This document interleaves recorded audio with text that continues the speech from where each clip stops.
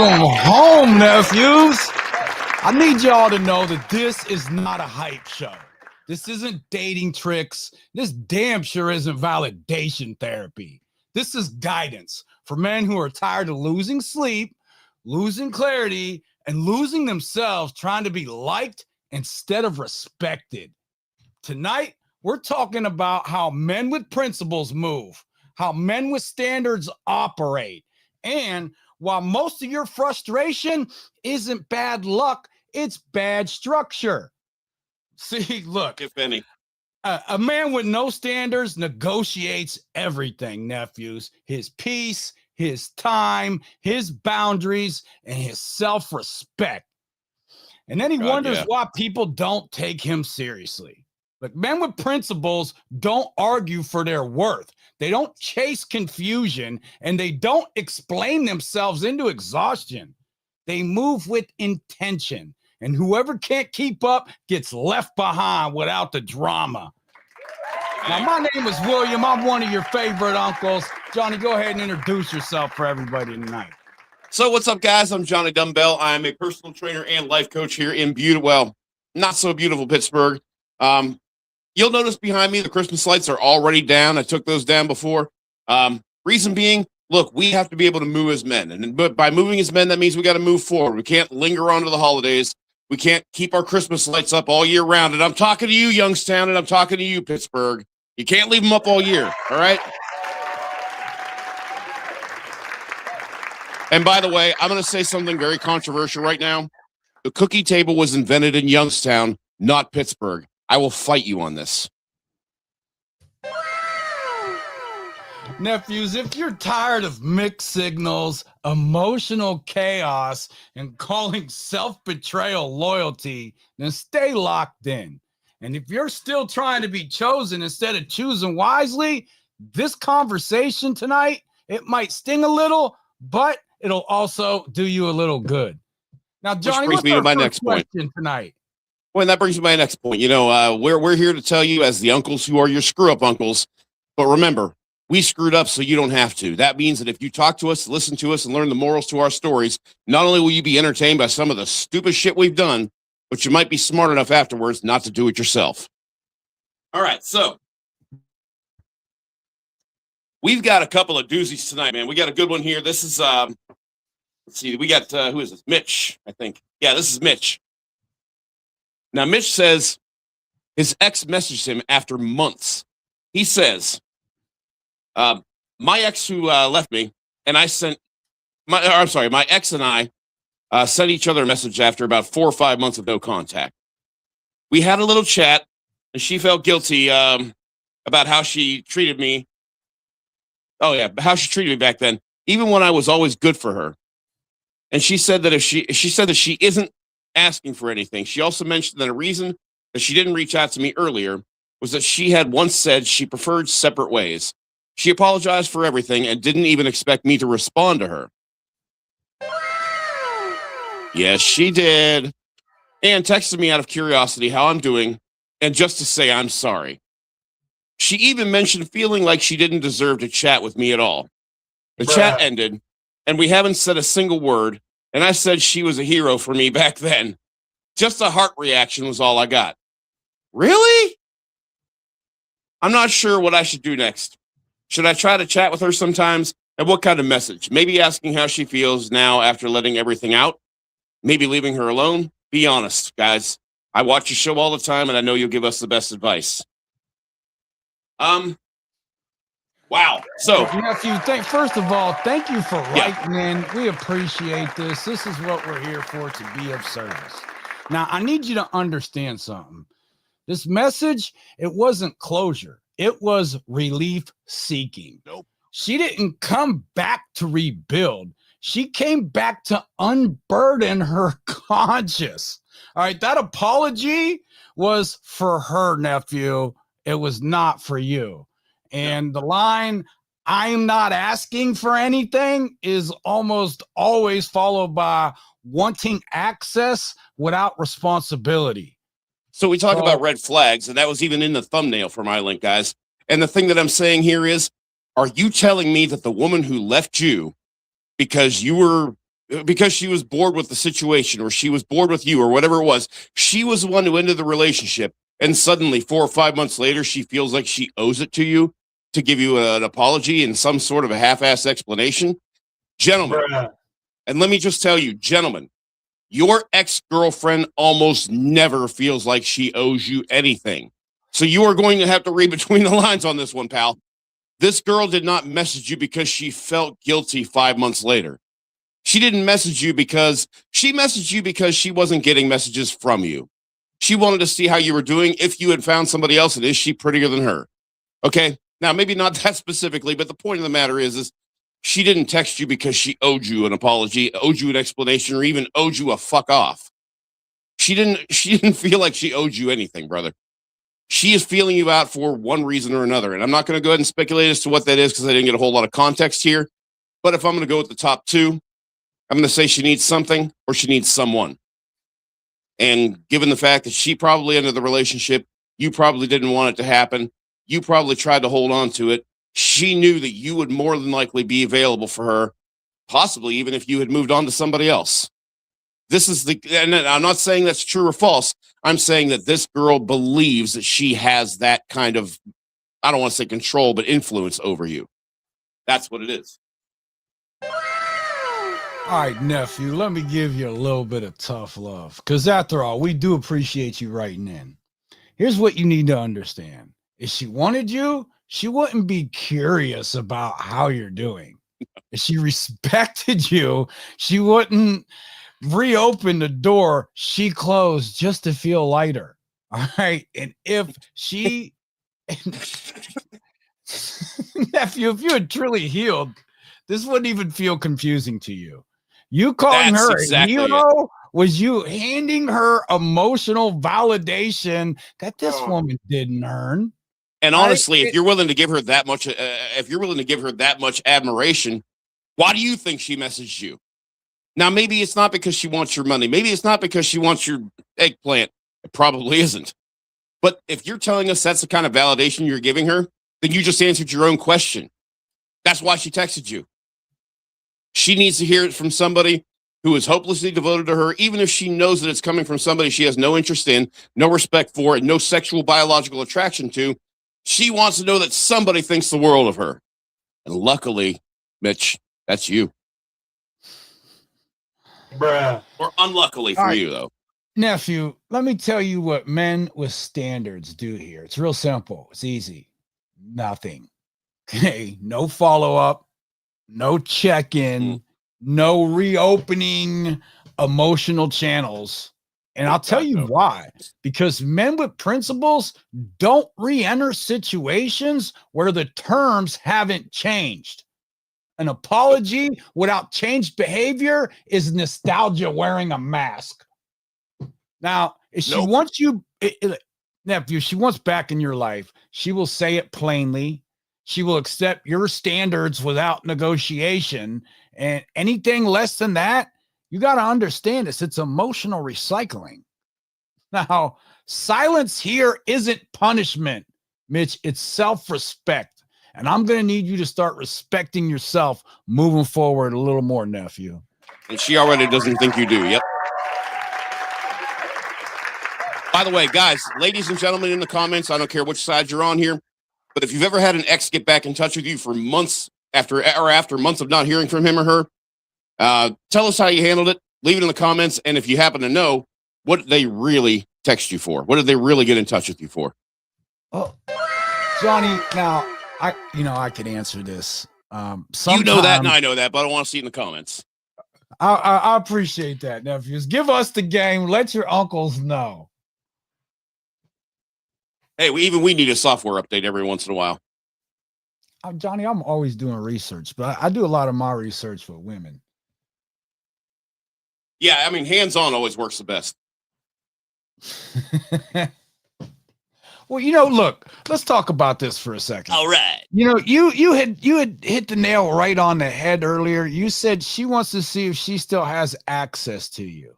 Because women still, sometimes, like, look, if you're that guy and you're like doing well, yeah, they're going to want to check in on you and like see how you're doing, especially if things ended respectfully and they really want the best for you. So that's not necessarily spinning the block. I mean, it is, but it isn't. Okay, nephews, women will look for certain opportunities to see if that door is still open. And what I'm talking about is like your birthday, Christmas, just how the nephew Mitch had said he hadn't spoke with her in several months and she reached out. So sometimes this happens. If it ended respectfully, it's not necessarily a bad thing to tap in with them, let them know you're doing great. Because, nephew, let's be honest here, you should be doing better than you were the last time she checked in on you. Now, if you decide to spin the block, you know what I'm saying? That's on you. I don't like to do that. I'm always moving forward here. If it ended for a reason. And I don't want to waste my time going through the same pattern as before. But to each their own. So you can expect this habit from women when you're that guy and you move on. They are going to reach out to you and see how you're doing from time to time. Yeah, and you are always doing great. Remember that. Oh, and by the way, if that's not true, get there. You have the challenge. You have the uncles. And you know how the Johnny Dumbbell Challenge works. And if you don't, we'll talk about that a little bit later. By the way, back behind me, I don't know if you can see, down by the base of the door, this is my new roommate, Jessica. She's a black and white kitty. My neighbor unfortunately passed away, and I wasn't about to send a grown cat to a shelter, so she's my new buddy now. She's kind of like the feline version of baby girl. Pretty cool. She's finally comfortable to come out, hang out. Anyway, shout out to Johnny. So I'm a cat lady now, I guess. But yeah. So yeah, I mean, and Mitch, in your case, I mean, so I want to address your question specifically, though. Should you try to chat with her sometimes? No.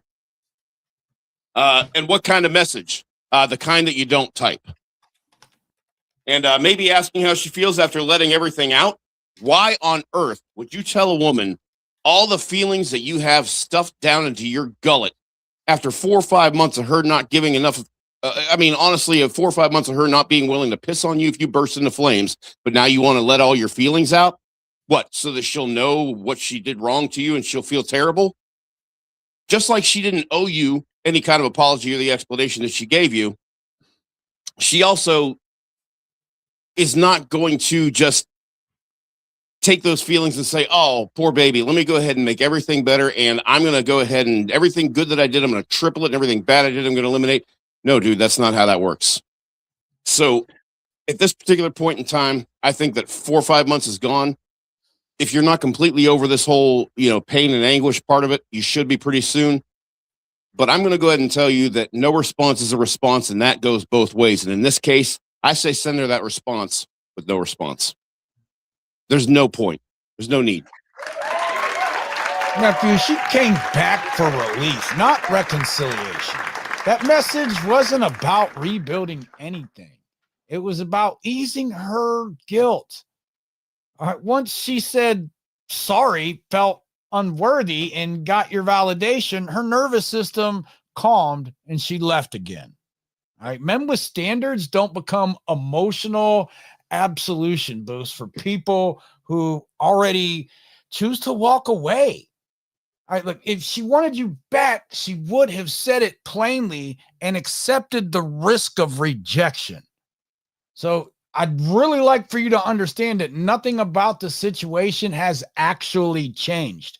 There are no new boundaries. All right, no ownership of behavior beyond words, no statements of intent. Re-engaging without change conditions just reopens the same cycle. And wounds. Hope, access, confusion, silence. That's not growth. That's re-entering an old wound to see if it still hurts. Now, continued contact delays your authority and closure. Every message keeps you psychologically available. Every check-in trains your brain to wait for her. Now, men with principles, we move forward, not sideways into nostalgia. Now, silence moves is not moves. Well, nephew, silence here isn't cold, it's decisive. And decisiveness That's what restores self-respect. Look, nephew, the bottom line here is that if she wants access, she earns it with clarity and consistency, not apologies and heart emojis. Not a text message. And by the way, she probably knows where you live. If she really is mad about getting in touch with you, believe me, you'll hear a knock at your door. Yeah, anything less gets no response. I don't even know that I would answer the door depending on who it was. But we're talking my ex here. Bro. You know, I was thinking the same thing. Yeah, there Mitch, are women don't do it, I wouldn't even answer the door for. Man. Dude. They have fumbled me so bad, like I don't even want to be in the same room with them. Like I'm just so disappointed in them. I'm just worried about the ones that were obsessed. The obsessive ones are the ones you got to worry about, man. By the way, in the comments, nah, you know what? I'm going to leave that one. Never mind. All right, so let's move on tonight. All right, so, and I just dropped, and here we go. So we got question 2 from Liam. And Liam says, when did guys start calling themselves Liam instead of Will or Bill? All right, I did that with my son. Really? Well, yeah, but see, you got Bill and Bill. I can understand that. I call him Liam. I mean, at the dinner table, that creates less confusion. I get that, but I don't know. You know, I mean, I have a father and a brother named Ron, and I mean, I always, at every holiday, I think it's hilarious going, 2 Rons don't make a right, but you know, whatever. So.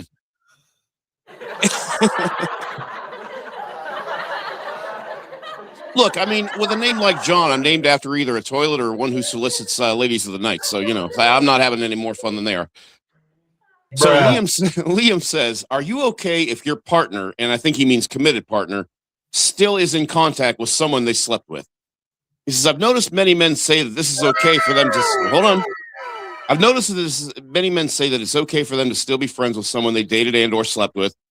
And the partner is insecure if they think that it's not okay. Yes, of course they're going to tell you that. If they really want to stay in contact with this person, they're going to make you think that you're the one with the problem. But anyway, I digress. But reverse it now. Are you okay if your wife and girlfriend is still friends with someone they slept with? Be it like texting, meeting up, hanging out. It works both ways of men and women. I want to see it objectively. Here's the problem that you're coming up with here. It sounds like you're having this discussion with your partner or wife or whatever it happens to be. And I know that it makes logical sense to do this, but I caution you, when you're arguing with your woman, don't bother doing this. If you are going to try to sway her with, well, what would you do if you were in my shoes? What would you do if the roles are reversed and I did this and that? That is just going to be another layer of the argument, because I can almost guarantee you the next words out of her mouth is going to be something along the lines of, well, that's different because blah, blah, blah. Put a kazoo in her mouth after that point. Doesn't matter what she says. It was different, so your argument's suddenly invalid. And because she knows that she is going to use whatever tactic she has to use to gaslight you into believing that. Now, I'm not saying all. I'm saying the type of woman who does these things. That is what's going to pull you in and push you out at the same time. And now you're going to be like, oh, well, I don't want to be the guy that comes across as, and there, now we're in this room. Now it has nothing to do with how you feel. And let's face it, in her mind, it never did. Now we're in this room where, don't you trust me? Well, it's not the same thing. Well, so, I mean, one of the worst arguments you could try to make is try to say to her, well, what would you do in my shoes? Or what if the roles were reversed? You are never going to be satisfied with even the first sentence of the answer to that.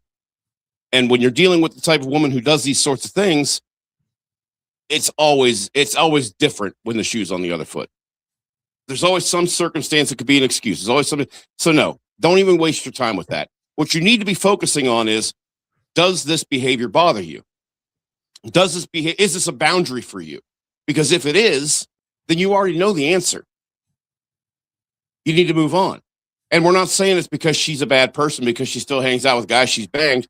I'm not saying that. I'm not here to judge anybody's sin here. All right. What I am saying is that if it's something that you can't be involved with, that you don't want to deal with, there's nothing wrong with you not wanting to deal with it. But that does mean you're going to have the resolve to walk away, or at least be willing to do so. Now, if she's willing to give up that friendship, and she genuinely does because you're that guy, that's fine and good. But most of the time in these situations, she's still friends with him for a reason. Not even necessarily because she's still nailing him. Not even necessarily for any other reason. but that's at the very minimum one other source of free attention that she can get without having to expend too much of her own energy. So, I mean, the point of the matter is this: if it's something that you don't want to deal with and it's something that is a boundary for you, then yeah, you need to be true to yourself before you try to be true to somebody else. Let her know, look, I just don't want to commit to a woman who does these things, and then move on and find somebody who doesn't do that. It might break your heart to end that relationship, but what's going to be more heartbreaking? Breaking it off now because she doesn't care about your boundary, or realizing 5 to 7 years from now that she never did, and now you're in this other place where you feel like you're somehow less.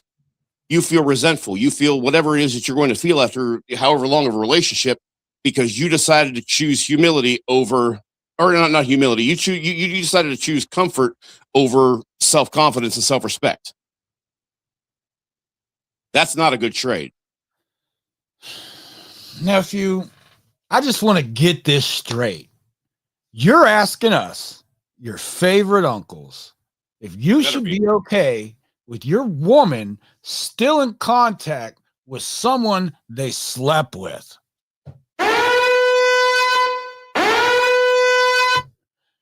I want you all to know how proud I am of Uncle Bill for not saying the F word that time, because I really thought he was going to. And anyone telling you otherwise is gaslighting you into tolerating disrespect. You want a longer answer? Sure, I'd love to break that down. Men with principles understand this truth. Sex creates a bond. Not always love, but access. At least biologically, yeah. Your woman keeps someone they slept with in their life, one of 3 things is happening. Number 1, nephew, they enjoy the attention. Number 2, they want a backup. Number 3, they don't respect your boundaries. Not even a little bit. Now, none of those are compatible with commitment. None of them. Now, and none of those are components to you leading the relationship. This is not insecurity. This is territory management. All right. A relationship requires exclusivity of a few things. Emotional intimacy, sexual access, and private conversations. If she needs to keep past lovers around to feel free, she's not ready for a relationship. She's still dating in spirit. And before anyone says it goes both ways, yes, it does. A man of integrity cuts off his former sexual partners out of respect for his woman and his future. Especially once she's earned it. Especially once she's earned his commitment. Yes. Look, standards aren't about control. They're about clarity. Yeah. Well, and here's the thing. Like, my response to the insecurity argument, because you know he's going to hear this if he hasn't already, is, look, take my apartment, for example. I got an alarm on my door. I got a Ring door camera. I've got surveillance cameras in my living room. I've got alarm systems. I've got all kinds of, security measures that I take because, hey, look, I live in the hood. All right. So because I have all the security measures and I have all that security equipment, guess what? I still lock my door when I leave. Right? Because if somebody wants to get past all that security and get to what's yours, they're going to get there. This is no different. Just because you want to lock that door doesn't mean you're insecure. Hell no, you got security measures in place. That's what told you to lock the door. And if that's a situation that you need to stay away from, then stay the hell away from it. And I'm telling you right now, stay the hell away from it. All right. Liam, the fact of the matter is that this is like Bill said, this is called boundaries, not control. But the thing of it is, you need to be able to love and respect yourself, that anytime you begin a relationship, that should always be a boundary. That should always be something that you stay true to, because this is you being true to you. Don't try to be true to her until you can be true to you first. All right, nephew, I need you to stop debating with what's acceptable and actually start deciding for yourself. That's societal pressure talking right there. Yes. All right, if your woman is maintaining contact with past sexual partners, it's going to violate your sense of respect. It's the end of the discussion. All right, there's no explaining, no justifying, no bargaining. with modern talking points about insecurities. A man with standards doesn't argue his boundaries, he lives them. Yep. Now, moving on begins the moment you stop trying to convince someone to align with you and instead choose someone who already does. Yep. That's simple. So, chat in the comments if you have a story about dating somebody who insisted on being friends with an ex-lover, or you yourself or want to defend that concept. Whatever it happens to be, leave it in the comments. We'd love to read it. And Liam, I need you to cut emotional access, not just physical proximity. Shout out to Johnny Dumbbell. No contact equals no confusion. Precisely. Deleting numbers isn't enough. All right, if you're still replaying conversations, checking socials, or imagining what if, you need a full access audit. No text, no DMs, no accidental run-ins. Oh, God, yeah. And no passive consumption of her life. All right, your nervous system can't heal while it's scanning for updates. And stay the absolute hell off her social media. And don't be like our friend last week and drive by her house, okay? We told him it was a bad idea. I hope you were watching. Sounds like you were. Don't do that. Now, silence isn't avoidance, it's detox. And what else I'm going to need you to do is redirect your energy into structure and not rumination. All right. Most men don't miss the woman, they miss the structure she occupied in their life. So, and the semi-guaranteed sex. You need to replace that with things like a fixed training schedule. Shout out to the Johnny Dumbbell Challenge. All right. Consistent Here it is. Meals. You gotta become more disciplined in your diet. We mentioned it twice, and I'm going to go ahead and let you know what that is. Here's the deal. For all of you watching, and especially for those of you writing in with questions, it's very, very simple. You can pick your own exercises unless you need help with that, but let me know if that's the case. But I want you to get to the gym if you're not already doing it. I want you to get there at least 3 days a week for 4 weeks straight. I don't want you to miss it. I don't even care what 3 days you go, but go. After those 4 weeks, you're not done. You're going to add a 4th day a week and go for 4 more weeks. Whether it's total body, whether it's, high intensity or HIIT, I don't care if it's just doing 25 froggers and 15 burpees. But the point is, I want you to get there 4 times a week for 4 more weeks. And in the comments, whether it's this video or future videos, let us know that you're in the challenge, how far in you are, and how it's going. But I challenge you today, get off your ass and be the change you want to see. Because I got a really sneaky feeling that no one's going to knock on your door and deliver a better life to you. All right, nephew, here's the truth from your uncle. You don't get over someone by understanding them better. You move on by outgrowing the version of yourself that tolerated less than you deserve. That's the work. Now, we appreciate you writing in. Please follow up with us. Ask more questions. Call in with your questions. Yeah, thanks, Liam. We appreciate you, man. And like I said, I'm going to follow up with you via email. But, I appreciate it. It was kind of a broad topic. But, I'm glad you didn't just say a girl with a bunch of guy friends. You were talking about girls with guy friends that they've actually been with. And, that is, I don't care who you are. That should be a boundary. But appreciate you writing in, man. We'll follow up with you. And I'm also going to be sending you the first 4 weeks of the Johnny Dumbbell workout, total body. And we're going to be sending you that for free, man. So thank you so much. Real quick, guys, before we move on to the next question, just want to let you know, in 4 more days, it's going to be 2026. Now, I'm a firm believer that you don't need a special day out of the year to make resolutions to improve your life from that day forward. But I realize a lot of you do. So I'm going to have a New Year's special going on, virtual training or in person. I've got special rates. I've got a promo rate where I'm going to give you the first 3, count them, 3 sessions for $99. Leave me an email at nochaserjc@gmail.com, and we'll talk about how we handle that. All right. 3 sessions, $99. And I'm telling you, you're going to feel like $1,000,001.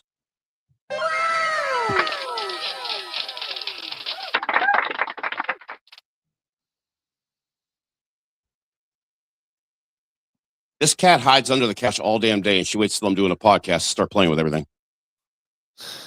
Nephews, if you got questions of your own, call in. We got answers. This is why I don't need a girlfriend. I got a cat. Same thing. All right, so question 3 from Quentin.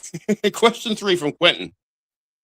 I'm the one who's breaking up with her, but I feel incredible guilt and I'm confused about how to handle myself next. All right, way to go, Quentin. Sorry to interrupt, Johnny. But here's the thing that bothers me. As we read on, you're going to find out that the nagging doubts in his head don't come from him. So he says, I'm the one who's breaking up. I feel incredible guilt. I'm confused about how to handle myself over the next month and a half or so, or over the past month and a half. I've had several very hard conversations with my ex-girlfriend, whom I've been dating for 1 year and living with for 6 months in a joint year-long apartment lease. Woo! You get 6 months together as a broken up couple. All right. 2 nights ago, I left her sobbing, walking down the hall and out the door with me, a small suitcase and some work clothes. Please stay, please stay, please stay, she sobbed dozens of times. The guilt I feel for inflicting such immense pain on her is incredible. Although I do experience momentary doubt occasionally, questioning my decision, on balance, I know with conviction that breaking up is the right thing to do because I know my emotional bond with her is not strong enough to handle what happened. However, there's so much about this that I don't know how to navigate. Did I do the right thing by physically leaving our shared apartment? If so, then how and when should I collect the remainder of my things? Should I cease all communication with her or be kind and send updates at least about where in the world I have gone, like a friend's or a hotel? Given what she's previously expressed about how she may be incapable of staying in our shared apartment because of all the memories we created together in it, should I offer to stay in the apartment myself while she finds a new place, even though that may appear like I am forcing her out? I'm looking for advice and thoughts. I'm also hoping someone could, in the chat, or either Uncle Bill or Uncle Johnny, could recommend any online guidelines or online guides or books from therapists that discuss how someone in my position, the person doing the breaking up, should handle a situation like this. Well, here's the thing, my friend. You can keep your insurance card in your wallet because Uncle Bill and I are going to be those people. All right. We're not therapists. We're experienced screw ups. And here we go. Nephew, yeah, Uncle Bill, let him have it. Quentin, this one matters. All right. You didn't abandon her. You told the truth before resentment turned you cruel. Mm-hmm. Staying when your heart isn't in it is not a kindness. It's emotional fraud. Yep. All right. That said, here's the hard line you got to hold now. Leaving the apartment was the right move. Yep. You removed false hope. Staying, that would have kept the wound open. All right. Pain now is a mercy later. Yep. Do not maintain emotional contact. No updates, no check-ins, no "are you okay" messages. We're not doing that. Especially not that. Every message, it reattaches her nervous system to you. And that's not a kindness, it's withdrawal torture. Nope. All right, retrieving your belongings. I'm glad you mentioned that. Let's talk man, about yep. this. Okay. Coordinate this once, clearly, and preferably through a scheduled time when she's not there or with like a neutral third party. Don't linger, don't reminisce, and don't explain yourself, nephew. And no, I don't. And I honestly, I don't think you should offer to stay while she leaves. That would turn and that's what I was going to touch on next. Oh, that's going to turn your clarity into guilt-based martyrdom. Never mind that. To grieve without you present. Never mind that. If he stays in that apartment with the promise that she's going to find another place, since she doesn't want the breakup, what do you think the odds are she's going to be dragging her feet? What do you think the odds are that 6 months, that other 6 months on the lease is going to be up and she's still going to be there? Oh, Johnny, I'm not too worried about what women do. But I understand it. But what I'm saying is she's not going to look for another place because she doesn't want the breakup. So he's going to either be stuck in there with the awkwardness we were just describing. So, yeah, it's better for him to just go. Yeah. Now, let's talk about this guilt for a minute. Because guilt doesn't mean you were wrong. It means you were empathetic. All right, It but sounds to me empathy, like he's never really ended a relationship before himself. It sounds like he's usually been the dumpy. empathy without boundaries, it can become self-destruction. Oh Right? man. You're not responsible for saving her from pain, only for not lying to her about your heart. So, which you did. Shout out to you. Yeah. All right. Now, you're also asking us for some resources. Now, I don't know any books by licensed clinicians, but there is something called initiator guilt and clean break protocols. I'm sure you can find something if you really wanted it. Just avoid any kind of psychology that's going to tell you to stay friends. Yep. All right. Real healing requires finality. If I'm going to recommend anybody online, I would probably have to say Dr. John Deloney, Delony. He's actually really good. Now, he approaches things from an objective standpoint, but he's going to tell you what you need to do, and I promise you, he's not going to tell you to stay friends and stay in the apartment. Well, nephew, you got to understand something here. Principles, they don't make your life easier, they make it clear. Confusion comes from Don't make it easier, but yeah. blurred lines, weak boundaries, and delayed truth. Mm. So men with standards don't chase apologies. And procrastination. No. So I really think you made the right move by breaking up with her and moving out. Now let's just get your stuff out of there and move on with your life. I think you're doing great. So, folks in the comments, it sounds like this is a relatively amicable breakup where he just kind of decided he was done. In the comments, leave me a message or leave me something that talks about a time when you broke up with somebody and they hadn't done anything terribly wrong, but you felt badly about it. Or write your breakup story where somebody took it really well or somebody took it really poorly. We'd love to hear it. All right. Well, Quentin, one of the things we love doing here, I would even go as far as to call it my purpose, is to give you the game on how you should be moving forward. We want you to take what you hear on this show and apply it in your life. So I need you to do a few things, nephew. I need you to commit to a clean break. No emotional tapering.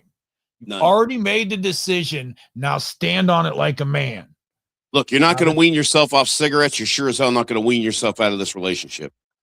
So again, I'm going to tell you for a third time, no check-ins, no updates, and no making sure she's okay. Nope. Because she is going to want to know where you're staying. She will reach out and just to make sure you're okay. Every small kindness right now reopens the wound. Men confuse guilt with responsibility. They are not the same. You're responsible for honesty. You are not responsible for cushioning the pain that honesty creates. Now, my big thing is not cruelty, it's clarity. My only real thing here is a financial issue that you signed a 1-year lease with this girl, and you guys had that agreement, assuming that you would be together by the end of that year. So I don't know what you have to do to work out the financial end of things, but make sure that whatever decision you guys come to, whatever agreement you come to, is based on logic and feasibility and not so much on her emotions, not so much on your emotions. So we don't want to be able to say, no, screw you because we're angry. And we don't want her to say, no, you're going to give me all the other 6 months out of anger. No, we want this to be an agreement that is going to work out for both of you financially. But that is a totally separate issue that is not going to involve feelings. It's not going to involve crying. It shouldn't even involve anything more than an email or a text message. You shouldn't even have to talk on the phone over that. All right. But other than that, yeah, you did the right thing by making a clean break. If it's not right, get the hell out. Unless you want to go ahead and get married and find out 5 to 7 years later that now you resent not only her, but yourself. Now, nephew, let the guilt exist without letting it steer. And what I mean is guilt is not a signal to reverse course. It's a signal that you're empathetic and that you're not emotionally dead. Here's the truth. If you stayed out of guilt, you would eventually resent her. And the resentment would hurt her far more than this moment of pain. Yep. Sit with the guilt. Don't medicate it with contact. And let it pass without action. All right. Yep. That's what emotional adulthood looks like, nephew. Oh, and look, we never said it was going to be fun. We never said it was going to be fun the whole way through, but you do it right, it's going to be gratifying, and that's the important thing. I love that you are honest, because men move forward by staying aligned with truth, even when it's uncomfortable. So shout out to you, nephew, for getting a little comfortable, being uncomfortable. Unc here is proud of you. Yeah, I mean, I got to say, for the most part, you've handled this really well. I mean, and when you started to second guess yourself, you did the right thing and you asked your uncles. If you ask me, so far, you're batting 1,000, kid. Yeah, you didn't fail because you left. You succeeded because you didn't lie. Shout out to you one more time. Yeah. You only second guess yourself because you're young and you're probably not used to ending relationships on your terms. Well, guess what? You're young and you just decided to take control of your life and live it on your terms. And you started with this breakup that was, your idea because it needed to be. Okay? I know it hurts her and it might even hurt you a little bit. But the fact of the matter is, you did something uncomfortable. When you felt uncomfortable and weren't sure what to do, you talked to your uncles like you should. And we reinforce the fact that despite the discomfort that you feel, that discomfort is two things: transition and growth. God, hats off to you, man. I was not that strong at your age, man. Well done.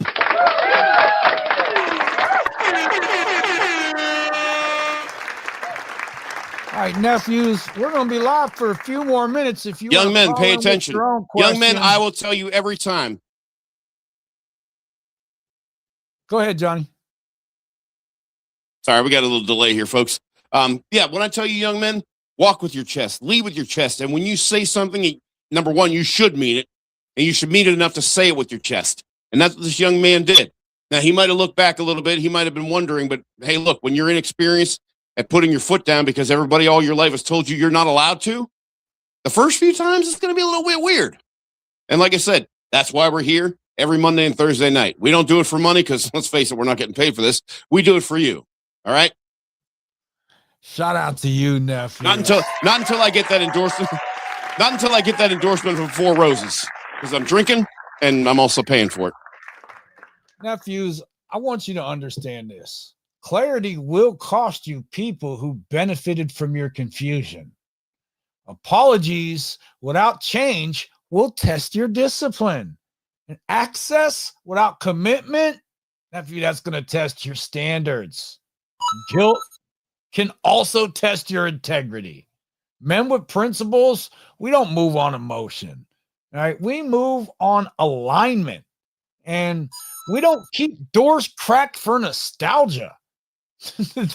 We don't negotiate boundaries to avoid discomfort, and we don't stay where truth would eventually turn into resentment. All right. If someone left you, let them carry that choice. If someone disrespects your standards, remove access. If you know it's over, end it clean. Peace isn't found in explaining yourself to people who already decided. Peace is found in choosing yourself without apology. Now, absolutely. Sit with the discomfort. Let it sharpen you. Let it teach you who you are when no one is clapping. All right? Because men who master this don't just get better relationships, they get their authority back. Stand on business, nephews. Boom. All right, Johnny, you got anything else for the nephews before we come back next Monday? I got nothing for that next Monday, but I want you all to have a very safe, and I do mean safe, young men, because I was your age once too. Happy New Year. The biggest thing I want to tell you is New Year's Eve is going to be a crazy night. Uncle Bill and I are going to be at parties of our own. We will not be able to be there nor help you out of jail or bail you out of jail. So, no drugs or alcohol, please. However, if you do drink, don't drive. And if you do drive, don't park. Because accidents cause people. And we know what that means. Good night. Thanks for watching, everybody. Good night.